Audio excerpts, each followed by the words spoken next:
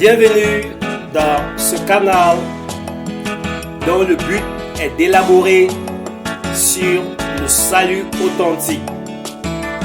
Le salut apporté par Jésus-Christ dans son entièreté et avec toute la vérité et toute la lumière biblique. Aujourd'hui, nous allons parler de l'expérience de la paix du Christ. Cette expérience est la preuve ultime du salut. Parce que la Bible nous dit dans le livre d'Ésaïe, chapitre 9 et le verset 6, que Jésus-Christ est le prince de paix. Ceci signifie que la véritable preuve que tu as rencontré le vrai Jésus, c'est qu'il te donne la paix. Quand je parle du vrai Jésus-Christ, c'est parce qu'il y a beaucoup de copies de Jésus-Christ là dehors. Il y a beaucoup de faux Jésus-Christ là dehors. Jésus lui-même a dit que plusieurs viendront en son nom. Et plusieurs prêchent un Jésus-Christ qui n'a rien à faire avec le Fils du Dieu vivant, Jésus-Christ de Nazareth, le souverain de l'univers. Mais le Seigneur a suscité plusieurs personnes, comme moi-même, afin de remettre toute la lumière sur le véritable évangile. Aujourd'hui, nous allons examiner cette preuve ultime du salut qu'est la paix du Seigneur Jésus-Christ. La Bible nous dit clairement qu'il y a deux sortes de chrétiens. Deux sortes de chrétiens. Certaines personnes diront, comment est-ce qu'il y a deux sortes de chrétiens? Oui, il y a deux sortes de chrétiens. Si vous ouvrez votre Bible, pour ceux qui croient que la Bible c'est la parole de Dieu et que la Bible est l'autorité ultime et que la Bible est l'autorité qui tranche tous les débats religieux, vous pouvez regarder avec moi dans Matthieu chapitre 13, les versets 24 à 40. Le Seigneur parle de deux types de chrétiens. Il appelle l'un des types l'ivraie et l'autre le blé. Et le Seigneur dit clairement qu'à la récolte, il va jeter l'ivraie dans le feu et il va récolter le blé dans son champ. Ceci veut dire qu'il y a des gens qui s'appellent chrétiens et qui disent qu'ils croient, qui ont fini en enfer. Vous pouvez vous rassurer de ce que je dis en lisant Matthieu chapitre 13, versets 24 à 40. La Bible dit aussi qu'il y a une autre qualité, toujours parlant de deux types de chrétiens.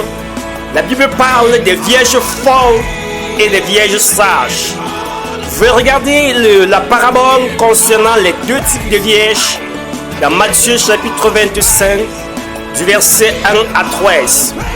Jésus dit clairement qu'il y a des gens qui disent qu'ils croient en lui, mais qui vont finir en enfer. Le Seigneur dit dans la conclusion de la parabole concernant les vierges, en Matthieu chapitre 25, verset 13, je leur dirai ouvertement, je ne vous connais pas. Pourquoi donc est-ce qu'il y a des gens qui croient et que Jésus-Christ n'approuve pas leur foi? Jésus l'a dit dans plusieurs paraboles. Il y a des gens qui vont dire à lui, n'avons-nous pas fait ceci en ton nom? Jésus-Christ va leur dire qu'il ne le connaît pas. La raison est très simple. Beaucoup de personnes ont une foi plutôt intellectuelle ou une foi basée sur les dits des religions. Et ce genre de foi n'est pas une foi que Dieu approuve. La foi véritable est la foi qui a été générée dans nos cœurs par l'Esprit de Dieu comme conséquence de ce que nous avons entendu, le véritable évangile. Nous avons accepté le véritable évangile. Nous avons ouvert notre cœur au véritable évangile. L'Esprit de Dieu est entré en nous. Il nous a régénérés et nous sommes devenus des enfants de Dieu. Je crois que la Bible dit clairement que nous ne sommes pas tous des enfants de Dieu.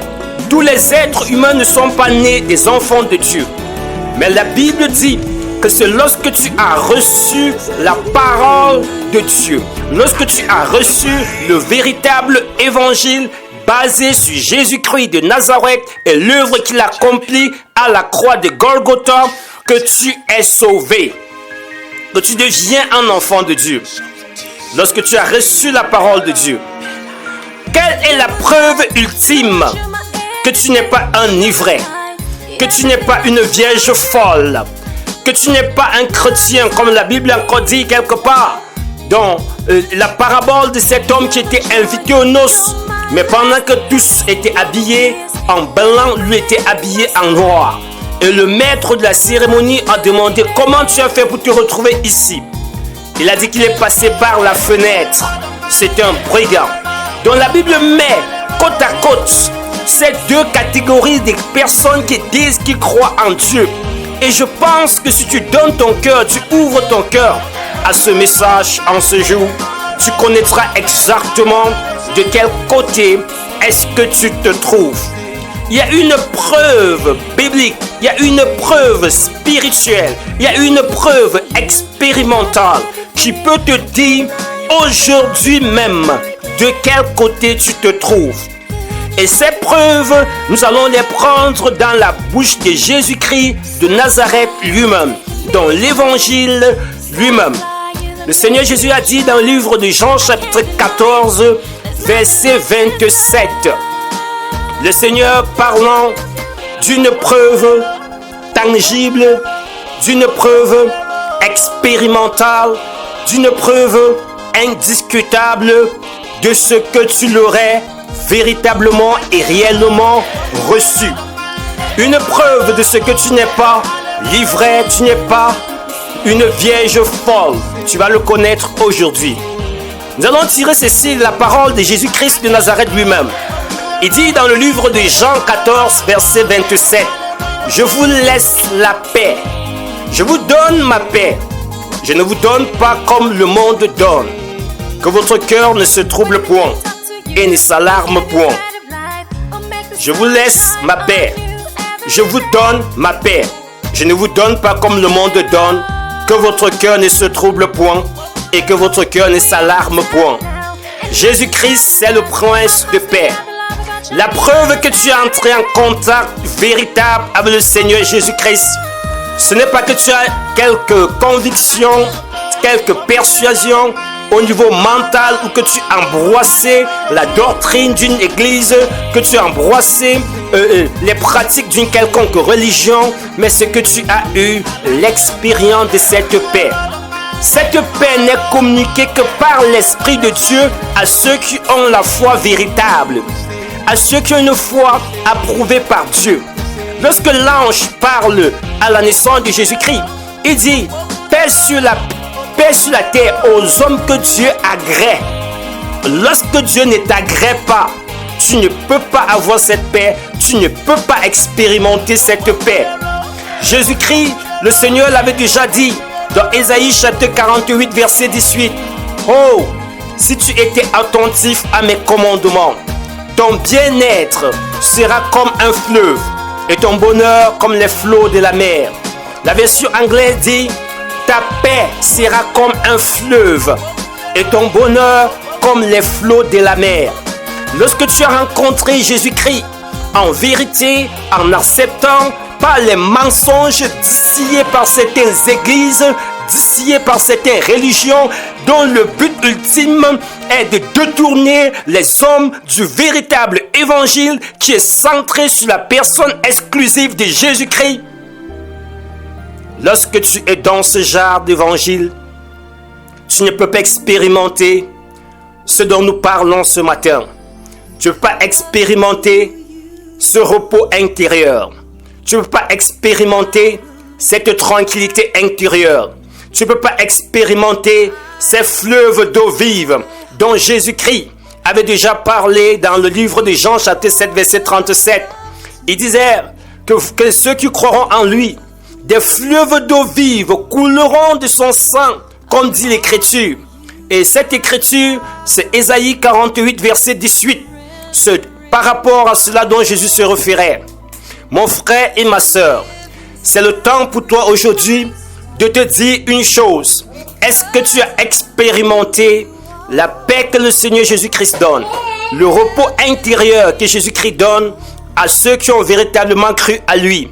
Si tu n'as pas encore expérimenté cette paix, c'est la preuve que tu es dans le faux, c'est la preuve que tu es dans l'égarement, c'est la preuve que tu as été trompé, c'est la preuve que tu n'es pas dans le Seigneur, mais que tu es dans la religion.